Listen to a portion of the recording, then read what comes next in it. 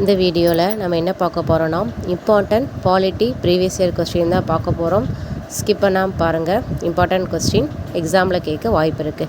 First question, இந்திய அரசியல் அமைப்பின் எந்த பிரிவு தொழிற்சாலைகள், சுரங்கங்கள் அல்லது வேறு எந்த ஆபத்தான தொழிலிலும் குழந்தைகளை வேலைக்கு அமர்த்துவதை தடை செய்கிறது? சட்டப்பிரிவு 24. சரிங்களா? இந்த சட்டப்பிரிவு 24 குழந்தை தொழிலாளர்களை ஆபத்தான தொழிற்சாலைகள், சுரங்கங்களில் வேலைக்கு அமர்த்துவதை தடை செய்கிறது. சட்டப்பிரிவு 24. நெக்ஸ்ட் கொஸ்டின், எந்த வழக்கில் உச்சநீதிமன்றம் இந்திய அரசியலமைப்பின் முன்னுரை அரசியலமைப்பின் ஒருங்கிணைந்த பகுதி என்று தீர்ப்பு வழங்கியது? ஆன்சர், எல்ஐசி வழக்கு 1995.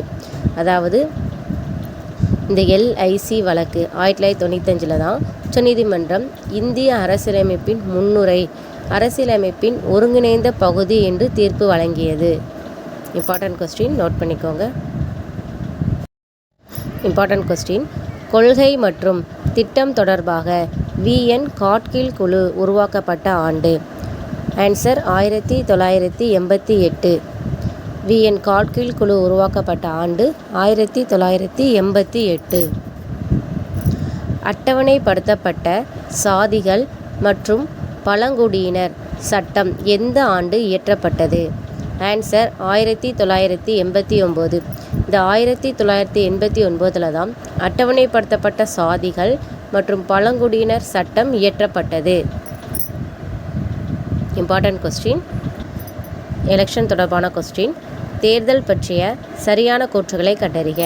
ஃபர்ஸ்ட் ஒன், 2003 எல்லா மாநில தேர்தலில் வாக்குப்பதிவு இயந்திரம் பயன்படுத்தப்பட்டது. First one correct.